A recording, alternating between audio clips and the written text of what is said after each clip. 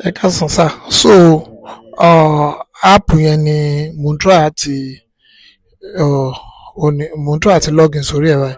So mo fẹ́ ṣàlàyé bí ẹ ṣe máa lò. So these are the 4 camera 1, 2, 3, 4. So bí a kì í lo ètò wà níbi front gate yẹn láti ṣe example báyìí. Ẹ máa double click lórí.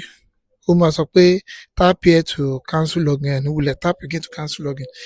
Ẹ máa dúró títí tó máa fi connect. Ó ti connect báyìí. So 2 of the cameras are fixed. Àwọn kékèké méjì yẹn, àwọn ilé báyìí, they are fixed. Time Nàìjíríà ló máa gbé sójú ṣe pé current time táwa ní ibi báyìí ni. So eléyìí ó nìkan ni ló jẹ́ PTZ níbẹ̀. One of them is PTZ. So tí wọ́n bá fẹ́ lo PTZ function yẹn, bí ó ṣe kọ connecting network nìyẹn. Ẹ máa wá sórí PTZ. Tí mo bá tẹ down sí báyìí, ẹ máa rí pé kámẹ́rà yẹn máa wá sílẹ̀. Although network yẹn slow dé ojú ọjọ́ yẹn kò bright púpọ̀. Tẹ́ pé a fẹ́ tẹ side náà, ẹ máa tẹ side abẹ́. Tẹ́ bá fẹ́ padà sẹ́yìn down. Tẹ́ bá fẹ́ screenshot, ẹ máa wá sí under screenshot níbí. Then every screenshot tẹ́ bá ṣe láti inú ilé kò ní sí nínú gallery o.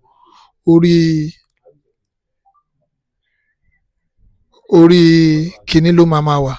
Onú app gangan lẹ máa ti máa wò. So tí wọ́n bá fẹ́ tẹ left sí báyìí, wọ́n bá tẹ̀ sí báyìí. Ṣé ẹ rí pé kámẹ́rà yìí ti ń rotate báyìí? Níta bíbí náà báyìí ó ń rotate báyìí. So ẹ lè wò. So each of the 4 cameras ẹyọ kan ṣoṣo ló jẹ́ PTZ.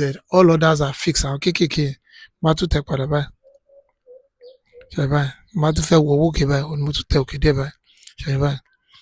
So tí máa fẹ́ padà sí ti tẹ́lẹ̀, ẹ máa tẹ kíní kò fi wálẹ̀. Ẹ máa double click lórí àwọn kámẹ́rà yẹn. Àwọn ti tẹ́lẹ̀ lélẹ̀.